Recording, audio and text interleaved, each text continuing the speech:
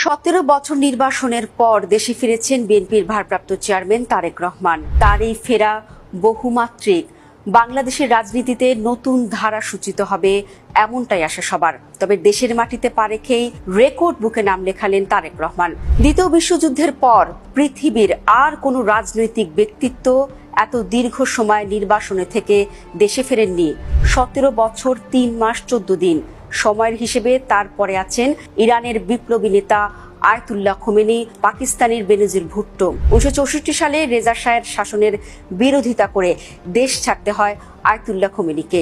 Iraq, তুরস্ক হয়ে ফ্রান্সে ঘাঁটি গাড়েন তিনি। 15 বছর পরে 1979 সালে দেশে ফেরেন খোমেনি। তার ফেরার পরপরই দেশটিতে অনুষ্ঠিত হয় গণভোট, তৈরি হয় নতুন সংবিধান, পাল্টে যায় ইরানের পরিচয়। 2 দফা নির্বাসনে থেকে নির্বাচনের অংশ নিতে 2007 সালে দেশে ফেরেন পাকিস্তানের বেনজির ভুট্টো। কিন্তু নির্বাচনী প্রচারণার মধ্যেই আততায়ীর গুলিতে প্রাণ দিতে হয় তাকে। বেনজির ভুট্টোর মতো তারেক রহমানও দেশে ফিরেই নির্বাচনী প্রচারণায় অংশ নেবেন। তবে বেনজিরের সাথে পার্থক্য হলো, বেনজির পাকিস্তানে যাওয়া আসার মধ্যেই ছিলেন। একাধিকবার নির্বাসনে যান তিনি। তারেক রহমান জনসভা সম্ভবত পৃথিবীর বৃহত্তম রাজনৈতিক সমাবেশ।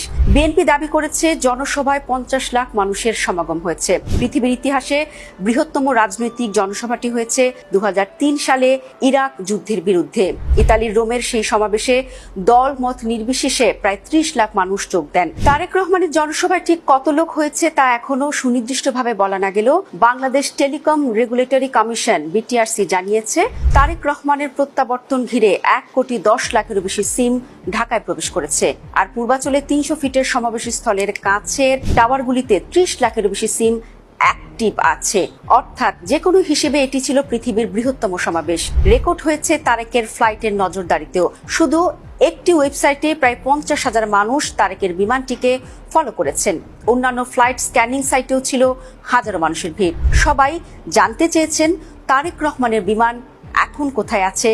প্রতীক্ষা ছিল কখন নামবেন তাদের প্রিয় নেতা। শুধু ওয়েবসাইটে নয়, সারা পৃথিবীতে ফেসবুক, ইউটিউব এবং গুগল সার্চেও শীর্ষে ছিলেন তারেক রহমান। এমন অসংখ্য রেকর্ড গড়ে দেশে ফেরা তারেক রহমানের কাছে প্রত্যাশাও সীমাহীন। এই প্রত্যাশার চাপ কি করে সামলাবেন তিনি, এটাই এখন দেখার বিষয়।